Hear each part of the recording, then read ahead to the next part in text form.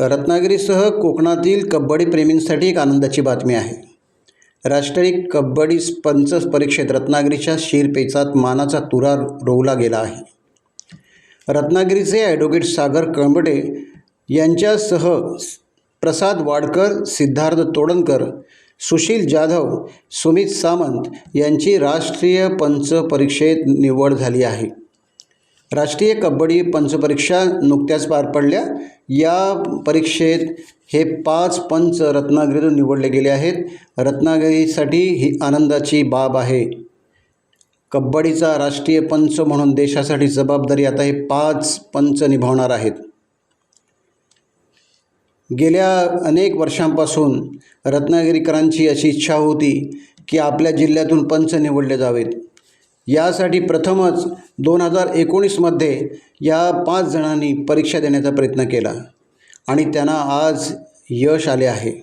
गेल्या अनेक वर्षांपासून रत्नागिरी जिल्ह्यातील कबड्डी स्पर्धा या ग्रामीण भागापर्यंत पोहोचल्या आहेत।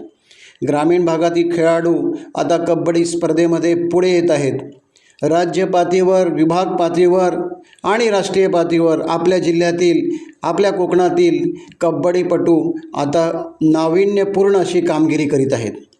विशेष कामगिरी करणारे अनेक कबड्डीपटू आज कोकणामध्ये आपल्याला दिसून येत आहेत। गेल्या 7 वर्षात अनेक तालुका, जिल्हा व राज्य पातळीवर स्पर्धांमध्ये पंच म्हणून काम करतानाचा अनुभव या 5 जणांना आहे। सांगली, सिंधुदुर्ग, रत्नागिरी या ठिकाणी चाचणी परीक्षा व कबड्डी स्पर्धामध्ये पंच म्हणून या 5 जणांनी आपली जबाबदारी पार पाडली आहे। यापुढे देशासाठी पंच म्हणून जबाबदारी हे 5ही पंच निभावणार आहेत। ही उत्तमरित्या जबाबदारी पार पाडण्याची संधी या कोकणातील, विशेषतः रत्नागिरीतील 5 पंचांना मिळाल्याबद्दल त्यांचे अभिनंदन केले जाते। कोकणचे नाव सर्व देशात हे 5 पंच करणार आहेत। त्यांना लाभलेली संधी आणि भविष्यात राष्ट्रीय पातळीवर, आंतरराष्ट्रीय पातळीवर पंच म्हणून नक्कीच हे कामगिरी पार पाडू शकतील असा विश्वास ॲडव्होकेट सागर कळंबटे यांनी व्यक्त केला आहे।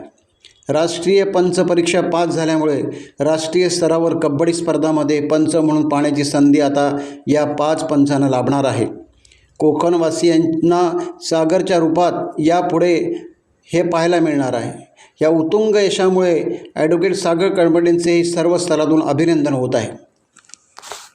टाइम्स डिजिटलला लाईक करा, शेअर करा, सबस्क्राईब करा आणि बेल आयकॉन दाबायला विसरू नका।